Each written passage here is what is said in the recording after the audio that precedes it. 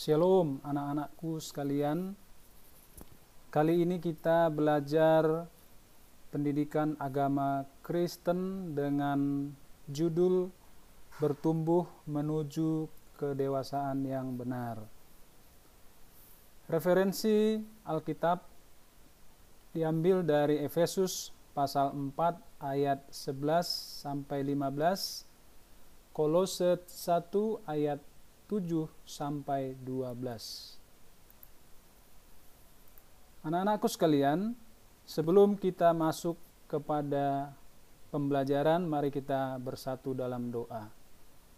Bapa di surga, di dalam Tuhan Yesus, kami datang ke hadirat-Mu berdoa menyerahkan proses pembelajaran ini.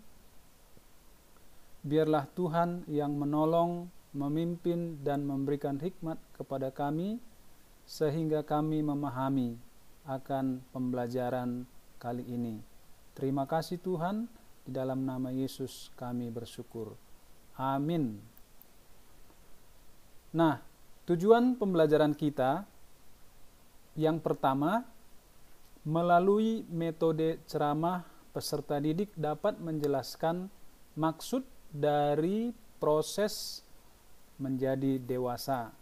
Yang kedua, melalui metode ceramah, peserta didik dapat menjelaskan kedewasaan penuh menurut Alkitab. Tujuan pembelajaran yang ketiga, melalui metode ceramah, peserta didik dapat menjelaskan beberapa ajaran palsu yang menjadi tantangan bagi umat Kristiani. Yang keempat, melalui metode literasi dan diskusi, peserta didik dapat mendeskripsikan pandangan Rasul Paulus terkait dengan kedewasaan penuh dalam hubungan dengan orang lain. Demikian juga melalui metode literasi, peserta didik memahami bagaimana Yesus juga mengalami pertumbuhan dengan baik dan memiliki pertumbuhan yang benar di dalam Tuhan. Yang kelima, melalui metode penugasan, peserta didik dapat menuliskan perencanaan dalam kehidupannya agar bisa bertumbuh menuju kedewasaan yang benar. Sekarang kita akan menyimak video berikut ini.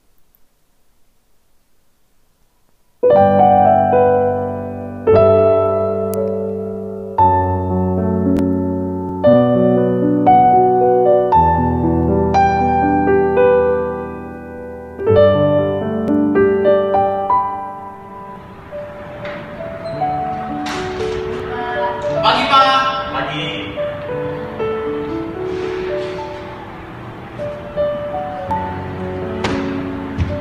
Hari ini akan ada ulangan matematika. Saya beri waktu 1 jam untuk belajar. Bapak tinggal dulu ya. Oke Pak.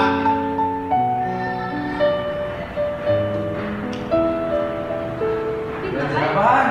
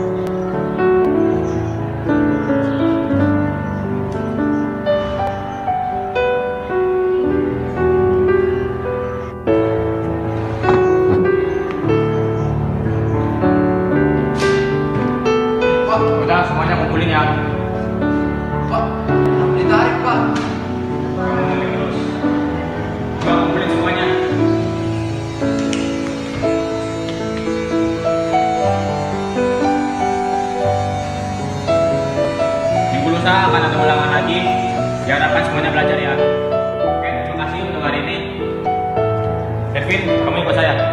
Ya, Pak. Oh, tadi lihat-lihat kenapa? Kenapa kamu nggak belajar? Kan dia udah kasih waktu 7 jam. Ya, Pak, saya nggak belajar, Pak. Oh, lain kali kalau ada belajar, kamu belajar ya.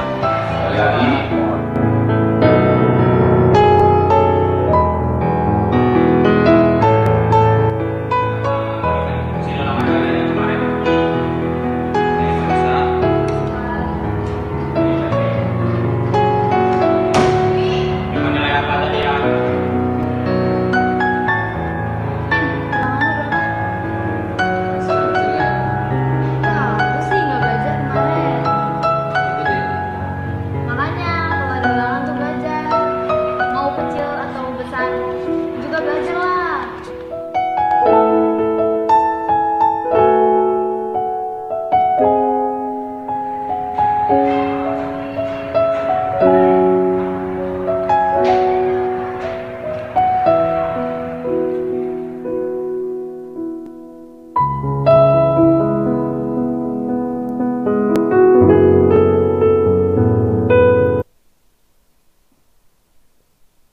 Anak-anakku sekalian, kita sudah menyaksikan video bagaimana seorang peserta didik menunjukkan karakter yang tidak bertumbuh sebagai seorang pribadi yang dewasa.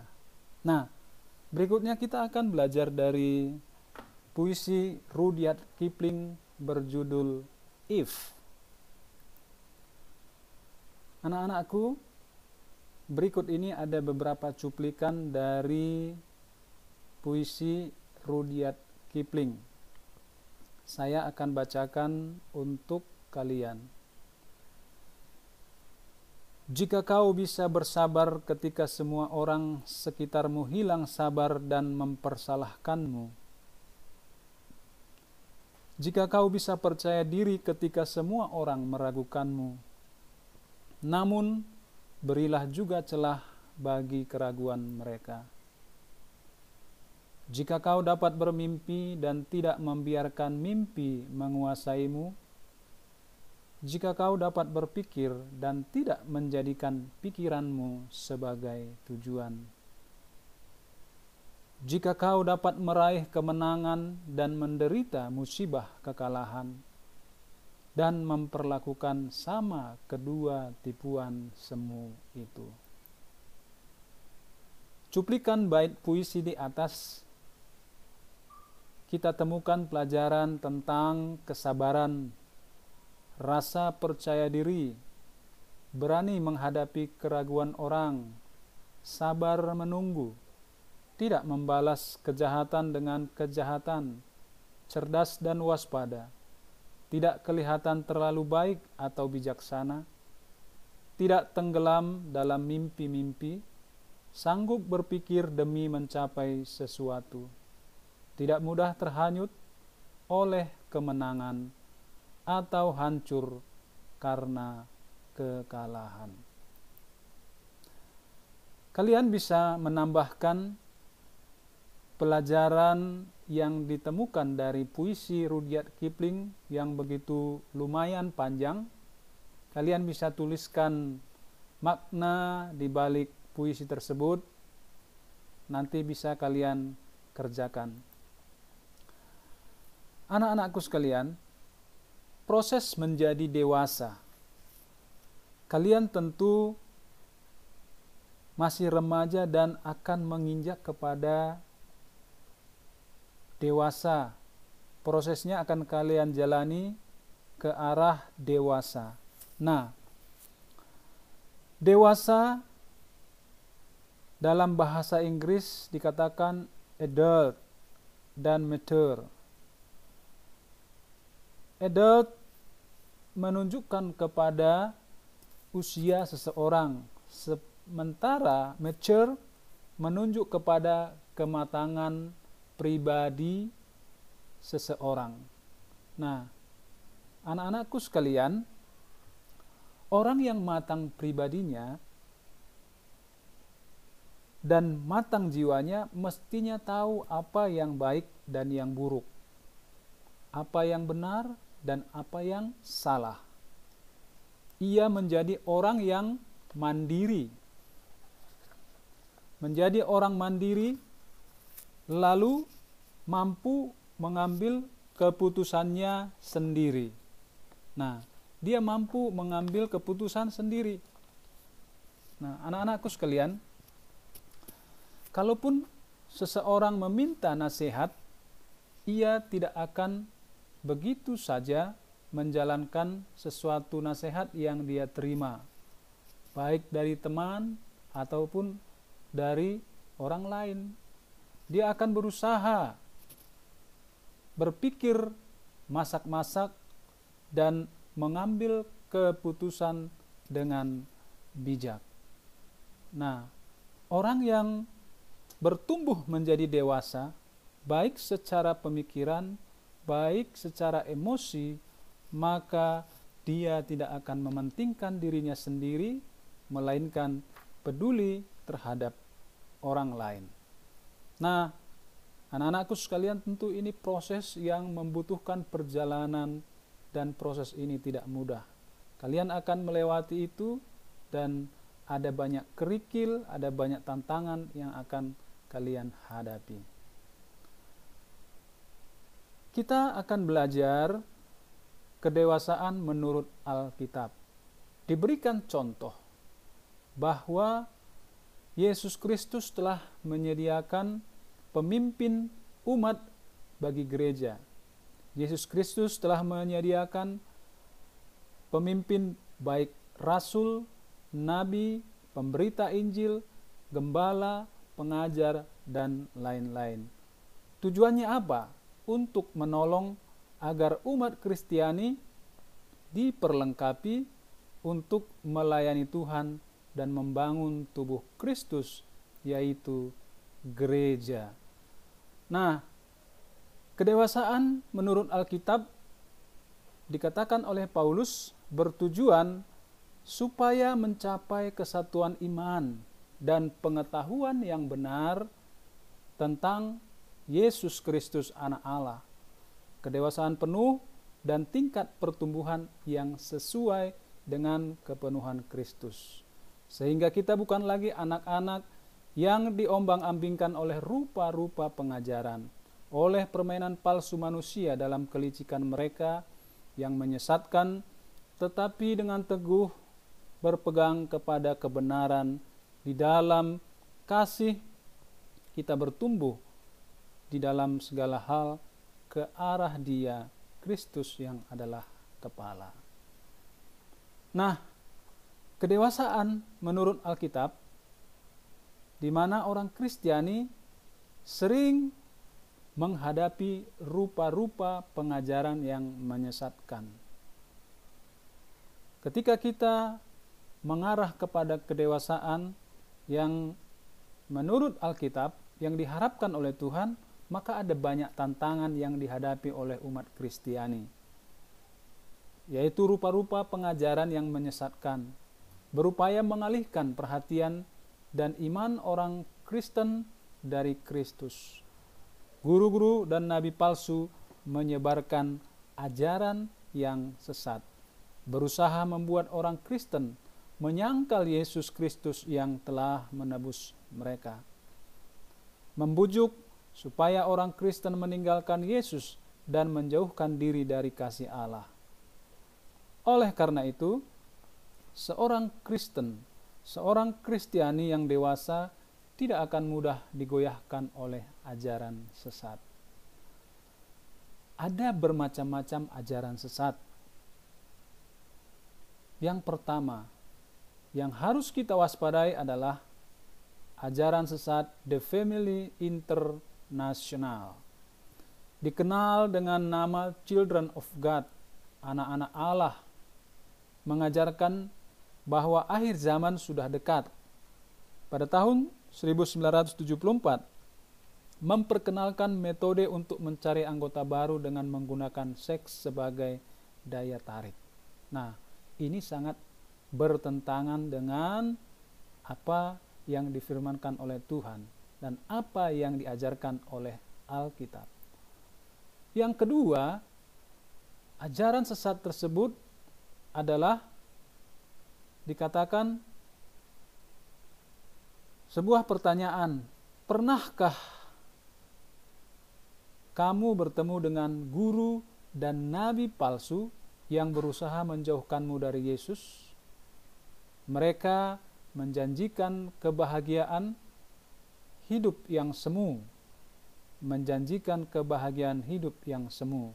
Nah, anak-anakku sekalian, kita kalau membaca berita beberapa tahun yang lalu, yaitu tahun 2003, ada sebuah ajaran yang mengatakan bahwa Yesus Kristus akan datang di Bale Endah atau Bandung pada tanggal 10 November 2003.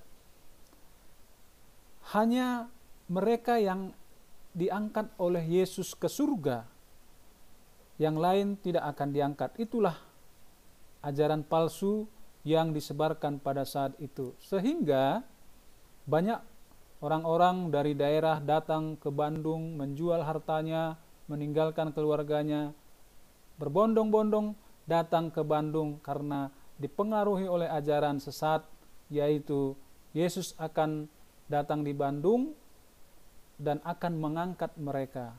Ternyata apa yang terjadi? Ajaran tersebut tidak terbukti, sehingga mereka pun akhirnya berurusan dengan pihak kepolisian. Lalu ada yang menjanjikan akan menemukan kebahagiaan sejati atau memiliki kekuatan yang luar biasa. Nah, ini juga termasuk ajaran sesat, karena Yesus berkata, kalau mengikut Dia maka harus pikul salib dan menyangkal diri. Itu artinya bahwa mengikut Yesus butuh perjuangan, butuh pergumulan, sehingga kita layak di hadapannya. Berikutnya, ajaran sesat yang kedua adalah ajaran hyper grace, anugerah yang besar. Manusia tidak perlu mengakui dosanya dan memohon ampun kepada Allah karena Yesus sudah datang dan menebus dosa manusia. Mereka mengajarkan tidak perlu minta ampun, padahal manusia itu pada dasarnya ingin selalu berbuat yang sesuai dengan kedagingan. Nah, ajaran ini bertentangan dengan Alkitab yang mengatakan bahwa semua manusia berdosa. Oleh karena itu, jika ingin datang kepada Allah, kita harus mengakui dosa supaya layak di hadapannya dan memperbaharui diri. Ajaran hyper grace menunjukkan seolah-olah anugerah Allah itu murahan. Padahal sesungguhnya anugerah Allah itu diberikan kepada kita orang berdosa, dan kita harus berjuang supaya kita tetap setia kepada Kristus. Nah, yang ketiga, ajaran palsu adalah iklan. Iklan sebagai ajaran palsu, contohnya dengan sekejap penyakit bisa sembuh, dengan sekejap kulit bisa putih, dengan sekejap bisa mendapatkan khasiat. Anak-anakku sekalian, hidup kita ini memerlukan proses. Kalian duduk di bangku kelas 10, itu pun proses. Dari TK, SD, SMP, SMA, semua itu harus dijalani dengan proses. Tidak bisa hanya dengan sekejap mata, hanya menutup mata langsung jadi, tidak. Iklan sebagai ajaran palsu yang menunjukkan bahwa dengan sekejap ada sebuah hasil. Nah, itu bertentangan dengan hukum Alkitab dan juga hukum kehidupan. Nah, yang keempat, ajaran yang mengatakan sukses dengan jalan pintas. Kekayaan materi atau kesenangan yang disebut dengan hedonisme menjadi ukuran kesuksesan seseorang. Gaya hidup selebritis yang ditiru oleh masyarakat sehingga banyak orang mengambil jalan pintas lewat korupsi kah, berjualan narkoba, dan barang-barang terlarang lainnya.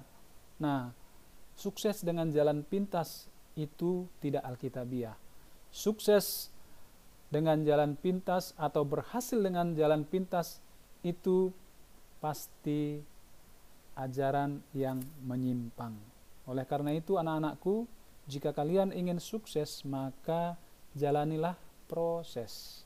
Jalanilah pembentukan sehingga sukses itu, keberhasilan itu benar-benar ada tahapan-tahapan yang dilalui. Dan kalian nanti juga kalau mau naik ke kelas 11 ada tahapannya. Belajar, lalu ujian, dan dalam prosesnya kalian akan dinilai baik pengetahuan, sikap, dan perilakunya.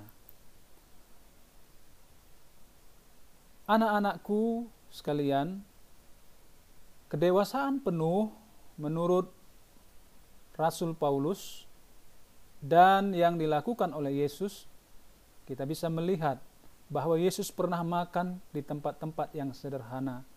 Ia pernah diundang oleh Simon, seorang Farisi yang kaya, untuk makan di rumahnya. Ia juga tidak segan-segan duduk dan makan di antara pemungut cukai dan orang-orang berdosa. Nah, ini menggambarkan bagaimana Yesus, dia bisa bergaul dengan siapa saja. Baik orang terpandang maupun orang yang dianggap hina. Yesus tetap bisa bergaul. Itulah kedewasaan yang penuh. Demikian juga kalian harus bisa bergaul dengan siapa saja tanpa kehilangan jati diri sebagai remaja Kristen. Mau bergaul, berkomunikasi dengan orang dewasa bisa, orang yang satu umur bisa, dan orang yang di bawah umur kalian juga kalian bisa berkomunikasi dan bergaul. Nah, Yesus tidak pernah membeda-bedakan orang. Sebaliknya ia berusaha mendekatkan diri dengan orang yang disingkirkan oleh masyarakat. Saya mengajak kepada kalian supaya jangan pernah membeda-bedakan orang, baik berdasarkan status ekonomi, status sosial, warna kulit, ras, agama, golongan. Jangan pernah membeda-bedakan, karena kita ini di mata Tuhan sama. Milikilah kedewasaan penuh sehingga kita meneladani Kristus yang bisa bergaul dengan siapa saja. Kolose 4 ayat 15 berkata, "Tetapi dengan teguh berpegang kepada kebenaran di dalam kasih, kita bertumbuh di dalam segala hal ke arah Kristus yang adalah kepala." Dengan berpegang kepada kebenaran di dalam kasih, kita bertumbuh ke arah Kristus. Nah, Kristus sendiri bersikap terbuka kepada siapapun. Maka kita pun terpanggil untuk bersikap terbuka kepada orang lain. Jangan menjauhkan diri dari orang lain karena berbeda latar belakang, suku, agama, kelas sosial, warna kulit, dan lain-lain. Tapi bergaullah meneladani Kristus. Mari anak-anakku sekalian, belajarlah memiliki kedewasaan penuh dan tidak membeda-bedakan orang lain.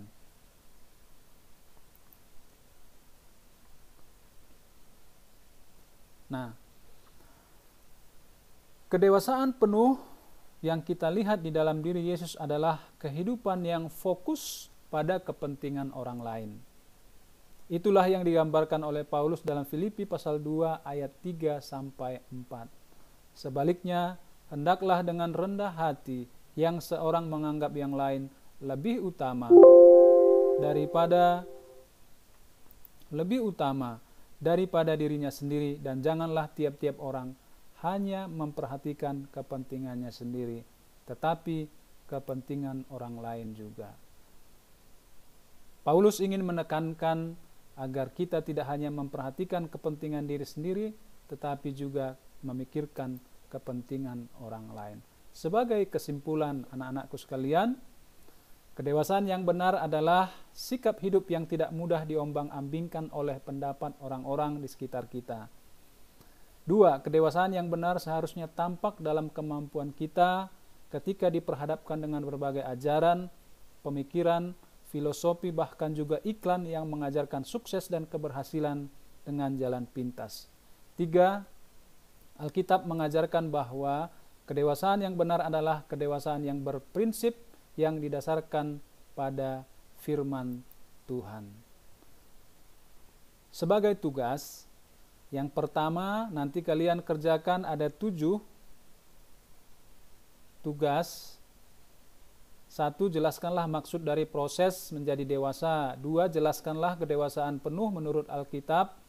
3. Jelaskanlah beberapa ajaran palsu yang menjadi tantangan bagi umat Kristiani. 4. Apa pandangan Rasul Paulus terkait dengan kedewasaan penuh dalam hubungan dengan orang lain. 5. Tuliskanlah perencanaan dalam kehidupanmu agar bisa bertumbuh menuju kedewasaan yang benar. 6. Apa yang dapat kamu lakukan supaya hidupmu bermakna. 7. Bidang studi apa yang akan kamu pilih agar bisa mengembangkan hidup yang bermakna. Anak-anakku, sampai di sini pembelajaran kita. Sebelum kita mengakhiri, mari kita bersatu dalam doa.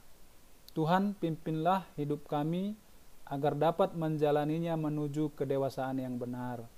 Jangan biarkan kami berjalan sendiri, melainkan ubahlah agar hidup kami benar-benar bermakna, tidak hanya berorientasi kepada diri sendiri atau kelompok kami saja, melainkan berguna untuk orang lain.